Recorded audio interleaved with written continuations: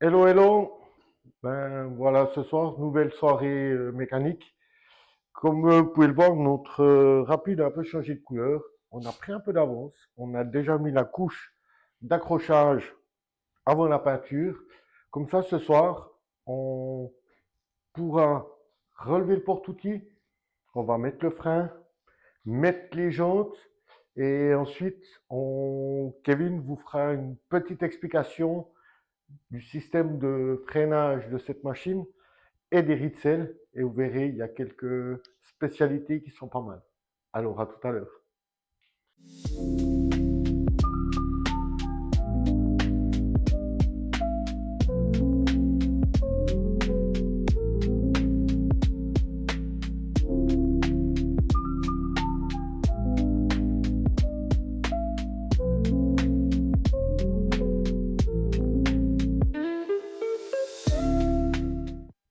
Bon, ben voilà, on a fait un petit peu de mécanique.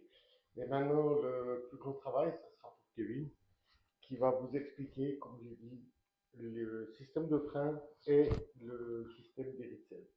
Alors, Kevin, je te passe la parole. Pas de problème.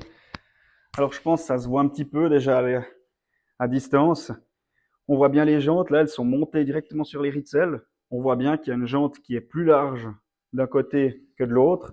Et ça, c'est le voile de la jante qui donne cette impression. Et c'est pas qu'une impression, il y a vraiment une différence. Les voiles, ils sont asymétriques. On peut monter les roues d'un côté ou de l'autre, suivant le travail qu'on avait besoin de faire à l'époque. Pour de la labour ou des choses comme ça, on choisissait de travailler plutôt en étroit ou en large. Là, on voit aussi qu'on l'a monté direct sur les Ritzel. Les Ritzel, ils sont sur le bas de la machine. Nous, on les a déjà desserrés, comme ça pour l'exemple, c'est beaucoup plus parlant pour le mouvement. On peut les bouger dans tous les sens.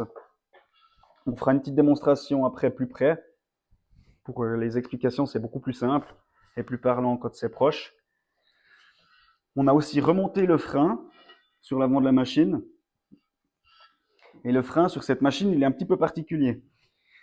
Pour la construction de la machine, ils n'avaient pas vraiment le choix de faire un frein qui freine l'arbre de vis. Même sur le plan, on voit que sur l'arbre de vis sans fin, on a le moyeu qui est freiné par la bande de frein ici. Bon, elle n'est pas dessinée sur le plan, mais on a la force qui est transmise sur la vis sans fin. Cette vis sans fin, elle donne la force sur le différentiel, et puis ce différentiel, il tourne à l'intérieur et il donne la force sur les deux jantes, sur les deux roues.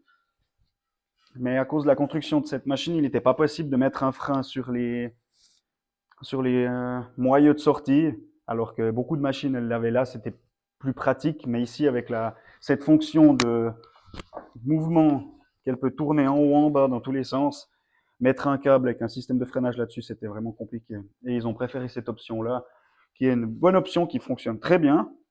Mais c'est la construction un peu particulière de cette machine, c'est qu'elle peut travailler vraiment dans tous les sens.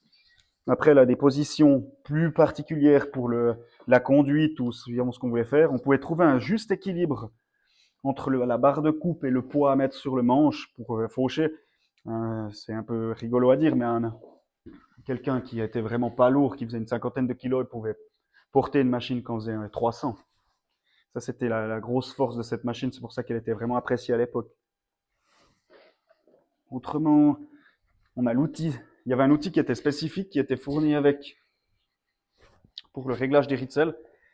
Cette pièce, elle est montée derrière, mais nous, on l'a sur notre support, donc là, on a dû la démonter.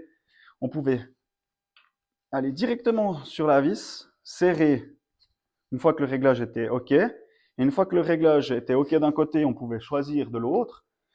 Et s'il y avait une modification à faire pour monter la machine, ou bien on était en dévers, mettre une roue en l'air et une roue en bas, on desserrait un petit peu. Et pour desserrer, défreiner un petit peu, on pouvait donner un petit coup, tac, ça libérait ça libérait le Ritzel, on mettait la hauteur qui était désirée, on pouvait directement le bloquer et repartir.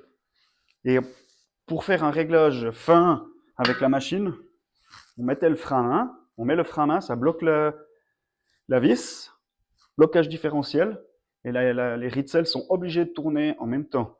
Il n'y en a pas un qui peut faire ce qu'il a envie où la force, elle passe là où c'est le plus facile. Elle est obligée de passer dans les deux roues. Du coup, la machine, elle était obligée de monter ou de descendre suivant la vitesse qu'on mettait dedans. Et ça, c'était vraiment la grosse particularité de cette boîte à vitesse. Elle est arrivée assez tôt, quand elle était montée sur les types S. Mais même avant, il y avait le S21, et pour la dernière série jusqu'au S spécial. Après, ils ont abandonné cette construction pour une machine plus basse. C'était un peu le défaut de cette machine, c'était avec le poids qui était vraiment haut. Et ils ont préféré faire des machines un peu plus basses, mais elles ont perdu leur réglage de hauteur en Ritzel. Voilà. Alors après toutes ces explications et puis ces 2-3 essais, on vous fera un essai une fois sur le terrain, vraiment, quand elle sera en état de marche. Ça sera beaucoup plus parlant, puis pour nous plus agréable aussi. Mais en attendant, on n'a plus qu'une chose à vous dire. Allez, ciao, santé et à bientôt.